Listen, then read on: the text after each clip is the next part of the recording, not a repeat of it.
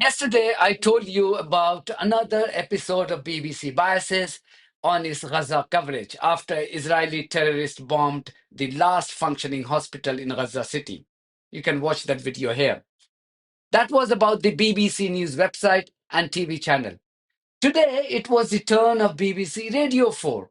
I mean, why would Radio 4 be left behind when it comes to acting as war criminal Benjamin Netanyahu's cheerleaders? The show in question was Start the Week, which is presented by Tom Sutcliffe. He was joined by his colleague Lina Sinjab, former head of Human Rights Watch Kenneth Roth, and British-French lawyer Philippe Sands. They were discussing war crimes in general, including Sands' new book, uncovering the links between a Nazi hiding in plain sight in Patagonia and the military rule of General Augusto Pinochet in Chile. One would expect a right-minded broadcaster on a publicly funded media platform to also objectively discuss the ongoing genocide by Israeli forces in Gaza and the occupied West Bank, particularly when you have more than 40 minutes at your disposal. But not when the current editorial leadership of the BBC has completely surrendered their independence to their Israeli masters. There were references to Gaza and Israeli atrocities on the program, but the way Tom executed them would appall you. I was appalled. Listen to this bit when this BBC radio presenter highlights the US double standards towards the ICC. But he sought to raise this issue in relation to Russian President Vladimir Putin and not war criminal Benjamin Netanyahu. It was his guest who had to mention Israel in his response. How ironical. How sad is that? Anyway, listen to this clip.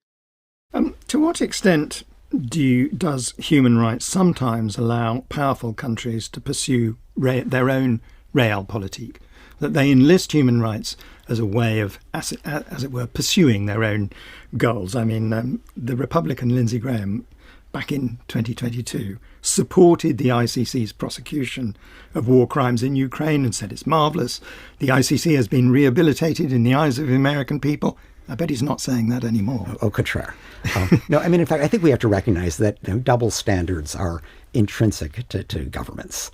And that does diminish their credibility. And if you take, for example, the U.S. approach to the International Criminal Court, the U.S. going back to the Rome Conference in 1998 when the ICC was created, they were vehemently opposed because they didn't want the court to have what's known as territorial jurisdiction, the ability to prosecute somebody on the territory of a member state if the perpetrator was a national of a non-member state, because that would mean that they could go after Americans or Israelis. And they opposed the creation of the ICC. They lost by a vote of 120-7, which shows that even the superpowers can be stood up to by coalitions of well-meaning governments, and we helped to orchestrate that. I described that in the book. But then, as you note, when suddenly that territorial jurisdiction was used by the ICC to charge Putin, the U.S. government changed its mind. Biden said the prosecution is justified. Lindsey Graham... They still didn't sign up to the ICC. And they will never sign up because they would have to ratify that, which would take 2/3 of the Senate. No way. But Lindsey Graham did orchestrate a unanimous Senate resolution, I describe it in the book, supporting the ICC.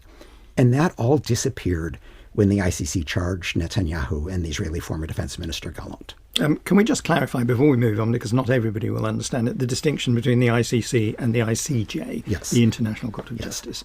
There are two courts, both put in The Hague just to confuse people.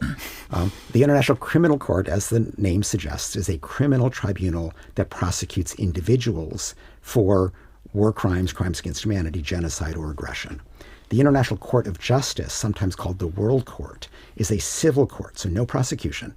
And it resolves disputes between states, or it can answer questions posed to it by the UN General Assembly. Now listen to this clip when Kenneth Roth highlights how the International Court of Justice had said that there was plausible case of genocide by Israel in Gaza. This BBC presenter quickly jumps in. Why?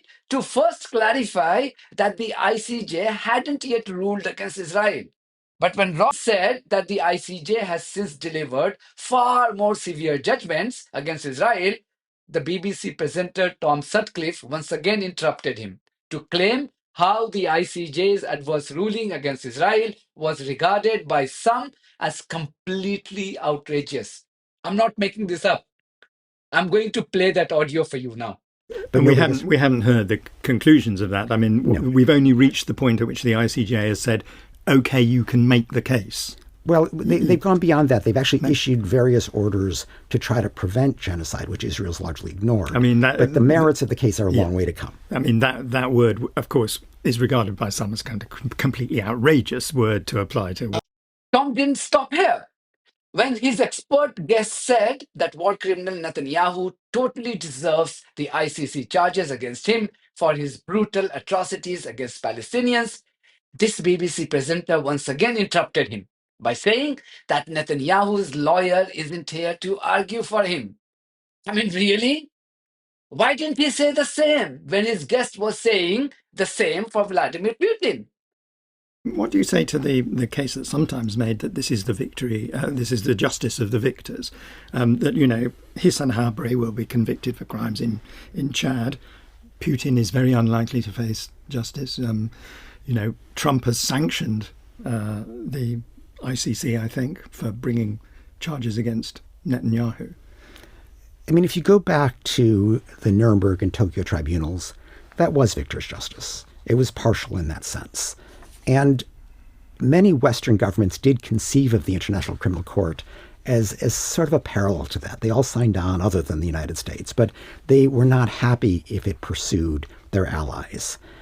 I think that is beginning to change. I mean, one, Netanyahu totally deserves the charges for the starvation strategy he has pursued in Gaza. He has There will be people who he hasn't got a lawyer here to argue the contrary case, but yeah. But shall we say the evidence of the starvation strategy is overwhelming, including the fact that he's turning it on and off today as a way to pressure Hamas. The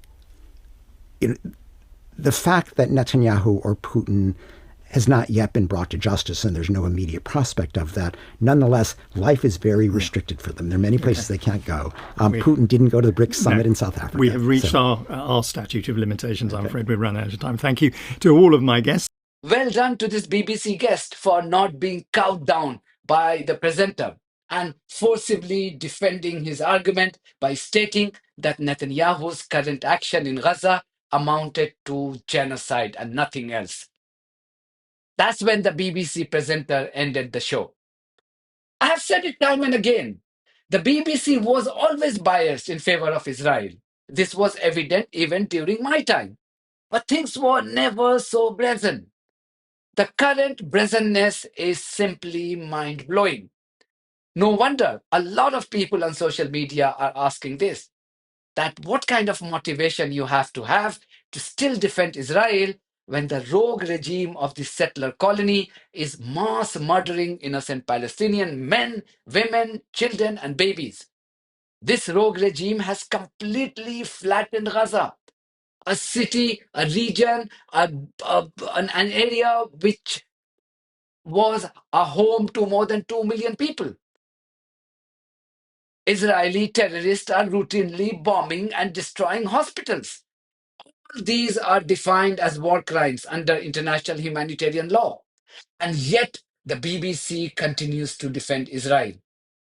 The question is, why is the BBC as an organization doing this? What's their excuse? Is it the fear of Israel or ideological alignment with these genocidal maniacs? I know BBC bosses have time and again denied being biased towards Israel, but their claims are simply not backed by facts. That's it from me. Thank you very much for your support of this platform and our journalism on buymeacoffee.com and Patreon. If you too think that our journalism is worth supporting, then you too should consider becoming part of it. Details are there in the description of this video.